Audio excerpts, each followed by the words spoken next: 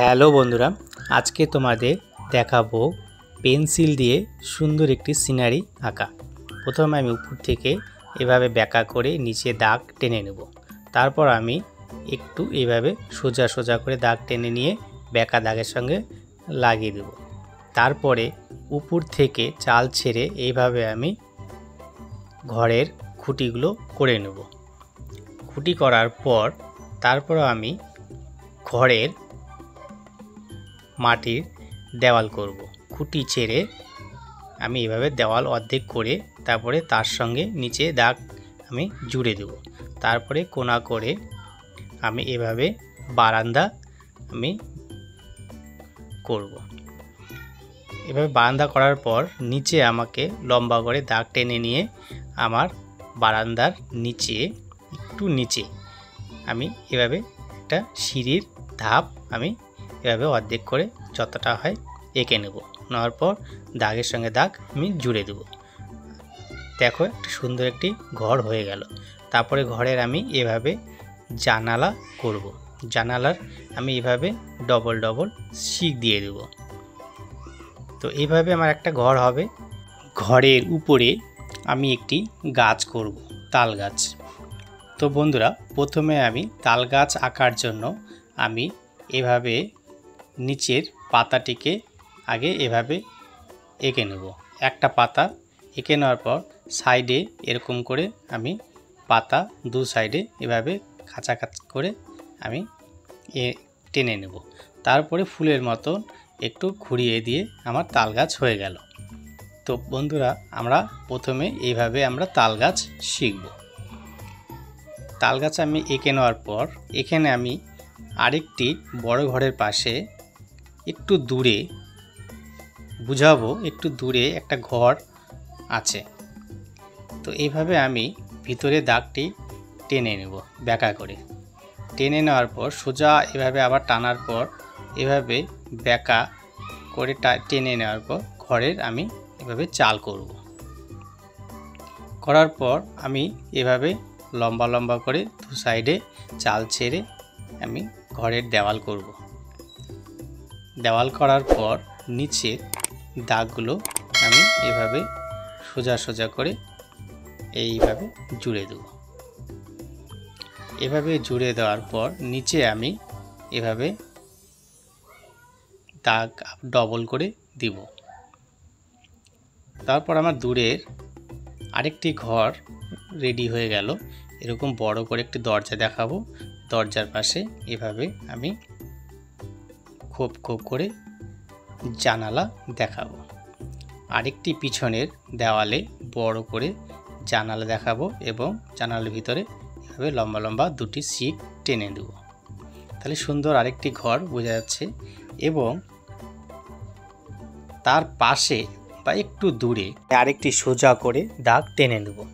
টেনে দেওয়ার পর উপরে আমি দাগ একটু ছোট করে দিব। দেওয়ার পর উপরের দাগ থেকে নিচের দাগ ব্যাকা করে জুড়ে দেব। তারপরে উপর থেকে নিচে একটু সোজা করে দাগ টেনে নেব। টেনে নেওয়ার পর তার দাগের পাশে আমি ঘরের একটি খুঁটি আমি এভাবে দেখাবো। এভাবে বাঁশের খুঁটি দেখাবো। দেখার পর আমি সোজা করে খুঁটির পিছনে দাগ এরকম টেনে দেব। তারপরে আমি ঘরের এরকম বারান্দা এরকম মোটা করে আমি দাগ ডবল করে টেনে দেব। টেনে দেওয়ার পর ঘরের আমি দরজা এভাবে দেখাবো এবং ঘরের নিচে আমি একটি সিঁড়ি দেখাবো। এরকম করে আমি ছোট ছোট করে দাগ টেনে নিয়ে আমি এভাবে একটা ঘরের সিঁড়ি দেখাবো। তাহলে বন্ধুরা দেখো, আমার তিনটি ঘর এভাবে রেডি হয়ে গেল। এভাবে ঘরগুলোকে দেখার পর আমি মাঝখানে ফাঁকা জায়গাগুলোকে দিগন্ত রেখা দিয়ে ভরে দেব। সোজা দাগ টেনে দিগন্ত রেখা দেখাবো। দিগন্ত রেখার পিছনে আমি এরকম ঘরের পিছনে এভাবে আমি ঘুরিয়ে ঘুরিয়ে জঙ্গল করব। এভাবে আমি সুন্দর সুন্দর করে বা ঘুরিয়ে ঘুরিয়ে পেন্সিল ঘুরিয়ে ঘুরিয়ে জঙ্গল করব। জঙ্গল করার পর আমি আরেকটি বড় তাল গাছ দেখাবো। তো প্রথমে আমি তাল গাছের এভাবে পাতা করব।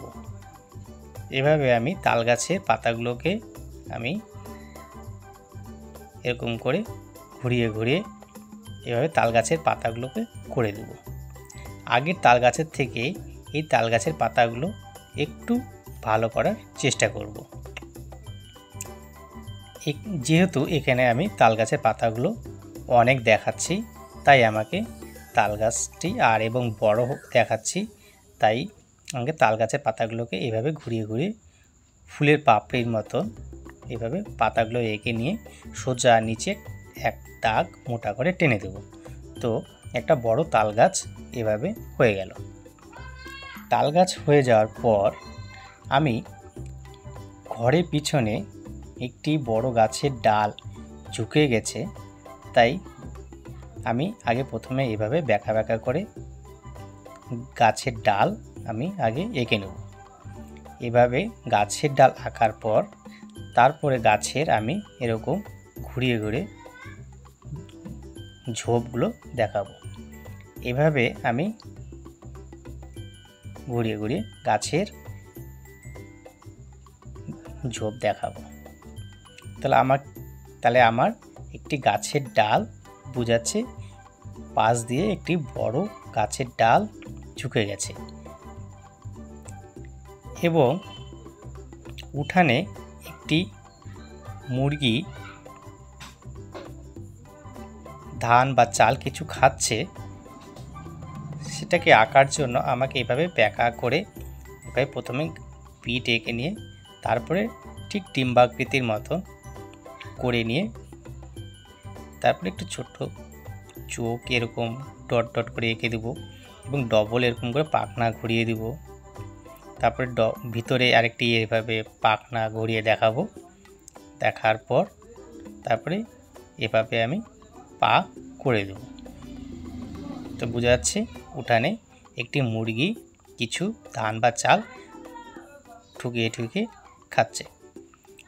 তো এইভাবে আমরা সুন্দর একটি পেন্সিল দিয়ে সিনারি আমরা আঁকতে পারি। তো বন্ধুরা, এভাবে আমরা চেষ্টা করব এবং আকাশে আমরা এরকম পাখি দুটি বা তিনটি এরকম করে রাইট চিহ্ন দিয়ে, ডবল রাইট চিহ্ন দিয়ে পাখি এঁকে নেব। তো বন্ধুরা, আমাদের ছবি রেডি হয়ে গেল।